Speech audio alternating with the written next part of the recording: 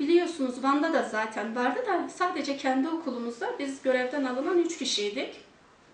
Elbette hani işin maddi boyutunda değildik. Sarsılmadık mı? Çok fazla sarsıldık. Ama özellikle manevi boyutu bizleri çok fazla sarstı. Mesela o dönemde ben çocuğumu kaybettim. Stres, sıkıntı hani doğmamıştı henüz daha. Yani stresten, sıkıntıdan, hani üzüntüden. Çünkü ben gerçekten mesleğimi severek yapıyordum. Gerçekten çok fazla seviyordum. Öğrencilerimi seviyordum. İşimi yapmaktan çok büyük zevk alıyordum. Hani bundan sebepsiz yere suçum yokken mahrum edilmek insana çok ağır geliyor.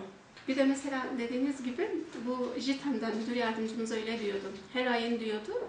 Şimdiki gibi aklımda unutmuyorum. Her ayın 25'inde JITEM'den geliyorlar diyordu. Sizler hakkında rapor alıyorlar. Yani biz ne yapmıştık bu devlete? Ne yapmıştık ki şey gibi gelip her ay rapor alıyorlar. Gördüğümüzde veya arkadaşlar görüyordu, haber veriyorlardı bize. Hemen lavabolara gidiyorduk. Onlar gidinceye kadar. Yani sanki orada hapishane hayatı yaşıyorduk. Sınıflarda. Ben mesela şimdi bile mesela hani bu serbestlik olayı falan yokken bile. Mesela bu sene hariç deprem dönemi bile ben hiç sınıfımdan aşağı inmiyordum. Çalıştığı kurumun huzurunu bozuyor, düzenini bozuyor diye görevden aldılar. Hatta o zaman savunma vermiştik böyle bir soruşturmaya. Hani dedim ben çok şükür Allah'a binlerce şükürler olsun. Hani hem orada hem burada benim ne idareyle ne hani diğer öğretmen arkadaşlarımla hizmetlilere varıncaya kadar hiçbir şekilde sorunum olmamış. Yani o zaman da ben savunmamda da belirttim mesela. Hani ben kimin huzurunu bozdum, düzenini bozdum. Eğer öyle bir durum varsa araştırılsın, ona göre işlem yapılsın. Ama tabii hiçbir şey yapılmadı. Onlar da biliyordu çünkü biz de biliyorduk. Hani başörtüsüne en fazla kınama cezası verilebilecekken bize direkt hemen görevden ihraç cezası verildi. Ve 6 yıl onun mağduriyetini, sıkıntılarını yaşadık. Kesinlikle yeterli değil. Çünkü almak yani her şeyi bitirmiyor ki. Ben 6 yıl manevi olarak bir sürü sıkıntılar yaşadım. Bir tek ben değil, benim gibi bir sürü arkadaşım, bazıları eşleriyle çok böyle ayrılma derecesine geldi. Yani bizim yaşadığımız sıkıntıların belki daha fazlasını, belki daha farklı boyutlarını onlar da yaşadılar.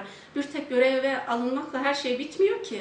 Benim o yaşadıklarımın bedelini kim ödeyecek mesela?